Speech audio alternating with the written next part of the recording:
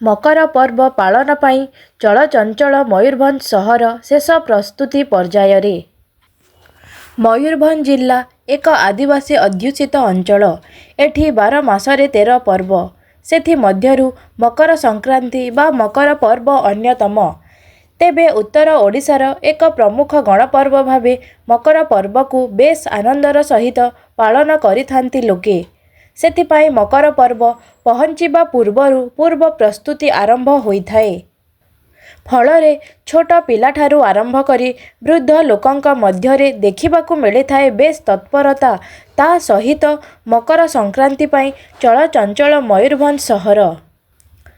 ଆଉ ମାତ୍ର ଦିନକ ପରେ ମକର ସଂକ୍ରାନ୍ତି। ଏଥିପାଇଁ ସମସ୍ତେ ଉତ୍ସାହିତ ଥିବାବେଳେ ପ୍ରସ୍ତୁତି ଆରମ୍ଭ ହୋଇଯାଇଛି।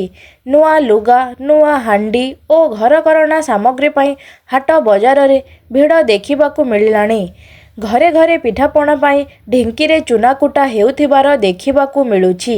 ମୟୂରଭଞ୍ଜ ଜିଲ୍ଲାରେ ଭାଇଚାରା ଓ ବନ୍ଧୁ ମିଳନର ଅନନ୍ୟ ଉଦାହରଣ ମକର ପର୍ବ। ଯିଏ ଯେଉଁଠି ଥାଆନ୍ତି ନା କାହିଁକି ମକର ପର୍ବ ଆସିଲେ ଗାଁକୁ ଆସିଥାନ୍ତି।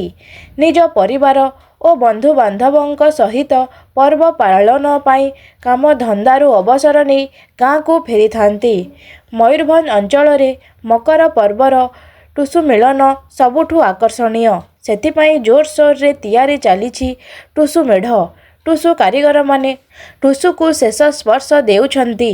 ମକର ଦିନ ନୂଆ ବସ୍ତ୍ର ପିନ୍ଧି ପିଠାପଣା ଖାଇ ଧୁମ୍ଧାମରେ ପର୍ବ ପାଳନ କରିବା ପରେ ବିଭିନ୍ନ ଅଞ୍ଚଳରେ ଟୁସୁ ମେଳା ଲାଗିଥାଏ। ଏହି ମେଳାକୁ ବିଭିନ୍ନ ଅଞ୍ଚଳରୁ ସୁସଜ୍ଜିତ ଟୁସୁ ଆସିଥାଏ। ମେଳାରେ ଢୋଲ ମାଦଳର ତାଳେ ତାଳେ ଟୁସୁ ଗୀତ ଗାଇ ନାଚିବାର ପରମ୍ପରା ରହିଛି। ମୟୂରଭଞ୍ଜରୁ ସତ୍ୟବ୍ରତ ମିଶ୍ରଙ୍କ ରିପୋର୍ଟ, ଅନୁଧ୍ୟାନ ଟିଭି।